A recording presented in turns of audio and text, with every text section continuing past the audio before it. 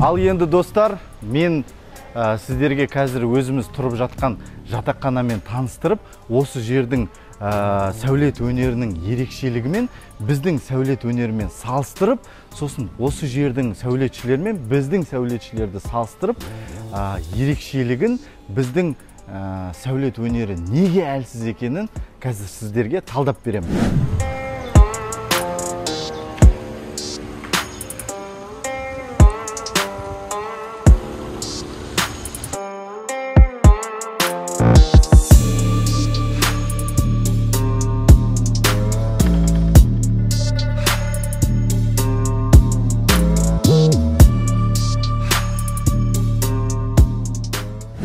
Мысалға айтатын болсақ, мынау қонақ үй кешені өте күрделі жобамен жасалған. Өте күрделі дегеніміз, қазақтар секілді түп-түзу ғып жерді жая салып, сол жерге фундамент құйып, ғимараттар көтермеген, яғни жердің қыртысымен жұмыс жасаған. Бұлай қарайтын болсаңыздар, мына жер биік, мына жер төмен.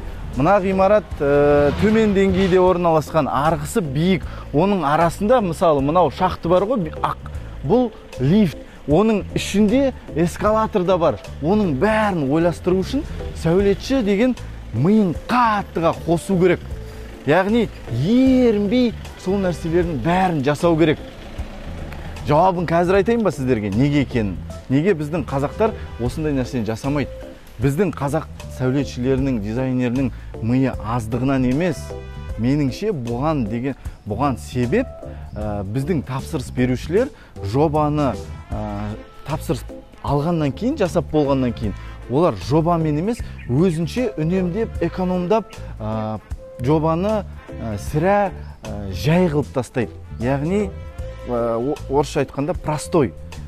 Қиын ғып, күрделі, әдемі ғып жасақсы келеді дизайнер сәулетшілер.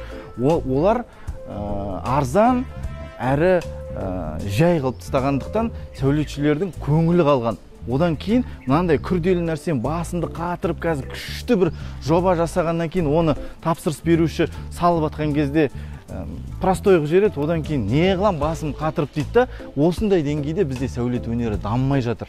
Қазір мен сіздерге мына жобаның, мына тұрғын үй деп қонақ үй кешенін қандай деңгейде жасалғанын көрсетем. Мен барлығын көрсетемеймін, өйткені бұл өте үлкен, жаңа сіздер көрген төбеден бастап қазір астында қарай кәдімгідей көптеген стандартты бірдей емес шешімдерді көрсетем. Бірақ біз осы жерден төмен ғана өтеміз. Соны өзі сіздерге жеткілікті болады түсіну үшін. Кеттік. Әр 5 минут сайын мынандай көліктер жүреді да, ыңғайын жасайды. Яғни бұл жерде сервис та мықты дамыған. Өздеріңіз ойлаңыздаршы, мына жерде төмен аласа жерлер көптеген деп айтқандықтан, бұл кешен үлкен оның үстіне. Мына жақта тұратындар, анау төменге лоббиға бару үшін сен төмен немесе жоғары жүрген кезде шаршайсың. Олар ыңғайлы болу үшін 5 минут сайын осындай машинаны жүргізіп тұрады. Оның өзі керемет сервистің дамығанына дәлел. Мына жерді қараңыздар, мысалы. Мынаны, мысалы, біздің қазақтар бүйтетін еді. Мынау артық қой. Мына жерден шорт кесе салайық. Мынау ненің крышасы деген сияқты. Яғни, мына жерде күрделіліктің өзін көрсетіп тұр. Мына ғимарат, мына жерден басталса, келесі ғимарат сәл бері қарай басталады. Яғни, 3-ші қабаттың қабырғасы мына деңгейден басталады. Ал астына дәл осылай өсімдік өсіруге болады. Яғни соның бәрін жобалаған кезде ұйымдастырып жасаған. Сосын былай мына бетте теңіз. Теңіз болғандықтан бүкіл бөлмелердің есіктерін осы беттен қалғанда коридорный тип дейді.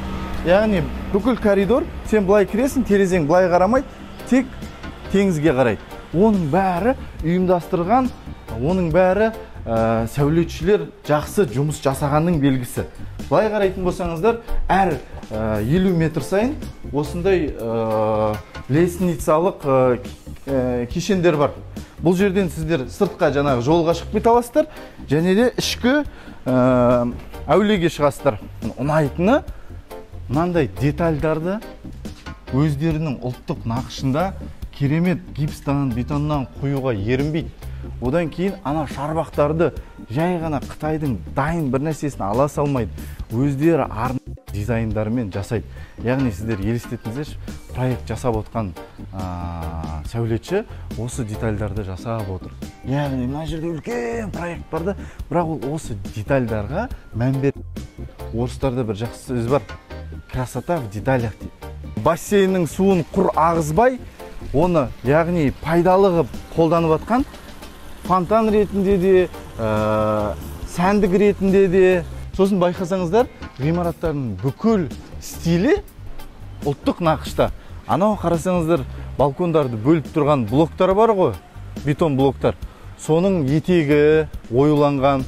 Барлық жерде қалада мен байқаған осы қатты дамыған оюлары осындай ою екен. Біздің кішкене қазақша оюға кішкене келетін бір ою бар, бірақ ерекше. Сосын анау жаңағы мысалы маған комментарийда көп адамдар жазып жатыр, сториста, ол негізі азиаттық стиль ғой, Қытай стиль деп. Ананы мысалы қалай айта аласыздар? Ол Қытай стилі сияқты пагода емес қой. Негізі Таиландтың сәулет өнері өте ежелгі болған. Пәленбай мың жыл бұрын жасалған, кірпіштен жасалған ғимараттар бар дейді. Сол ғимараттардың қиындылығы, әсемдігі қазіргі сәулетшілерді таңғалдыратын.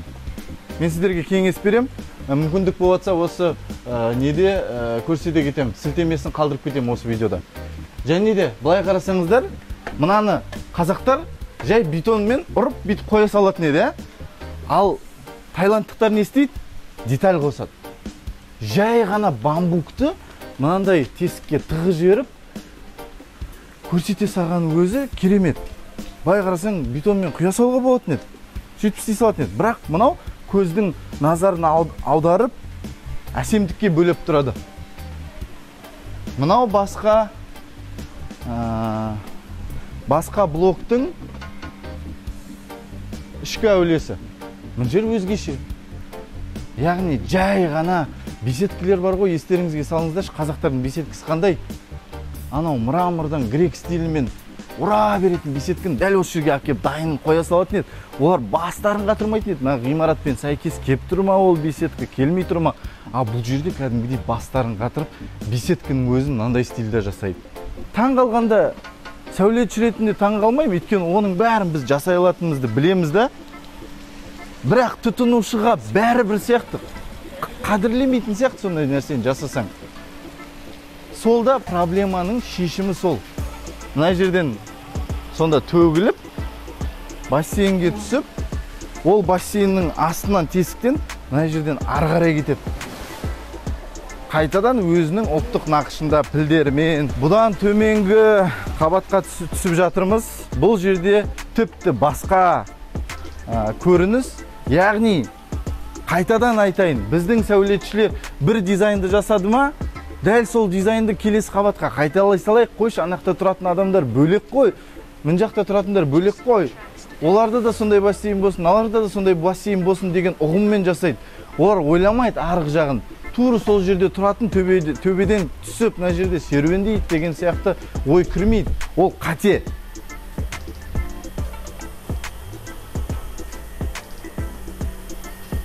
Міне қараңыздар, бұл жерде мысалы жай ғана көрініс ашатын алаң. Бұл жерге бассейн жасаған жоқ. Яғни басқа типті адамдарға арналған демалыс орны деп айтуға болады. Біреу жүзгісі келеді, біреу отырып армандағысы келеді, анандай әткеншекте. Қалай айтатын еді, солай айтатын бет? Качеляны. Маған бұл жердегі ұнайтыны эклектика. Яғни стильдердің қосындысы, материалдың қосындысы. Заманауи материал, яғни шыны, алюмин профиль, мынандай түп-түзу темірмен, мынандай ежелгі материалды, ағашты темірмен ежелгі стильде жасалғанның үйлесіндісін қарасаңыздар, таң қалатын боласыздар. Бүкіл жерде, қалада, бүкіл жерде мынандай материал бар. Майда тастан өте ыңғайлы, өте не екен, қолданысқа ыңғайлы материал, жай ғана бетонмен құйғаннан кейін мен технологиясын көріп алдым әдейі. Қалада қыдырып жүрген кезде бір кісілер осын жасап жатыр екен. Жақындап, сұрап, қазір мен сіздерге кадрды қоя бастаймын осы түсіндіріп жатқан кезде. Сол кезде байқап сұрағаным, мен қабын да суретке түсіріп алдым, жасап жатқан тірліктерін де, әттең олар ағылшынша да білмейді екен. Нақтылап сұрап алу үшін оны қалай мынандай түстерге айналдыруға болады. Мысалы, мына жерде ақ пен қара түстің үйлесіндісі, мына жерде сары мен ақтың үйлесіндісі. Сондай қылып, яғни біз сияқты кафельмен ұра бермей, мынандай керемет материал. Қыста да мынадан тайғанамайсың, жазда да неғымайды, су жинамайды, сынбайды. Ең бастысы бар ғой, мынандай майда тастар бар ғой, рахатта аяқпен жүрсең де, жалаң аяқ дегенім ғой, соның өзінде мына майда тастар шашырамайды. Яғни бір тәсіл тауып алған, майда тасты жағып, оны бетонмен, мысалы, бетонмен жасайтын болсаңыздар, майда тастар біртіндеп шашырайды. Бірақ бұл кісілер қайдан екенін білмеймін, күшті технология тауып алған. Мен бұндайды көрмеген, мүмкін сіздер бір жерде көрген болсаңыздар, Қазақстанда жасайтын болса, жазып кетіңіздер. Маған өте қызық, мынандай нәрселерді өзім жобаларыма жасайтын едім. Мен білмедім бұндай бар екеніне. Міне, былай қарайтын болсаңыздар, мынау бағана мен айтып кеткен лоббидің ғимараты, яғни кіреберіс, ресепшн тұратын жер. Анау үлкен көше, оның арғы жағы жағалау. Яғни бағанағы көліктер осы жерден әр блоктарға апарат, ап келет, және әр блоктары бірдей емес, ұлттық нақышта. Былайша айтқанда, мен мына сәулет өнеріне, мына қонақ үйдің дизайнына таң қалдым, риза болдым. Үйренетін нәрсе көп екен. Сосын айтарым, біздің сәулетшілердің көбісі осындай жасай алады. Бірақ тұтынушылар біздің көңілімізді қалдырып қойған. Бізді қолдамайды, өкінішке орай.